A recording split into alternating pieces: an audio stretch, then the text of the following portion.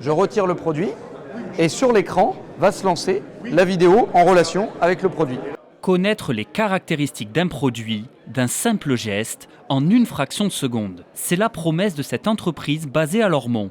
L'intelligence artificielle décrypte instantanément ce que vous avez entre les mains. L'idée, c'est d'avoir dans son présentoir un lecteur NFC et une étiquette collée sur chacun des produits de manière à créer une interaction entre le lecteur et le produit. On est dans une société qui va toujours plus vite, qui veut toujours du besoin pour tout de suite.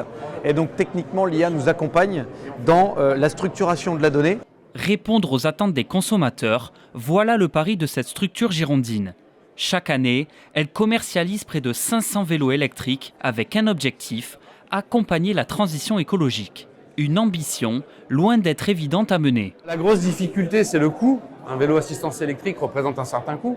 On est à 1 500 € au minimum. La deuxième, c'est la méconnaissance des solutions qui existent. Et la troisième, je dirais que c'est une question de mentalité. On est habitué aujourd'hui à conduire une camionnette, une voiture, se déplacer à l'abri. Parmi les 110 exposants présents pour cette 4e édition du salon Commerce Innove, une vingtaine présentent des solutions pensées pour le monde d'aujourd'hui et celui de demain. Les commerçants font face à des grandes transitions, notamment avec des comportements d'achat des consommateurs qui changent. Le premier sujet, c'est la digitalisation. Aujourd'hui, c'est l'omnicanalité. On ne peut plus avoir un commerce physique sans se poser la question de sa présence sur le net. Aujourd'hui, le client, il faut être véritablement différenciant.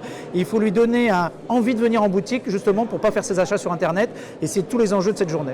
Pas moins de 1500 visiteurs ont répondu présents durant cette journée, qui reviendra l'an prochain pour une 5e édition, prévue au mois de novembre.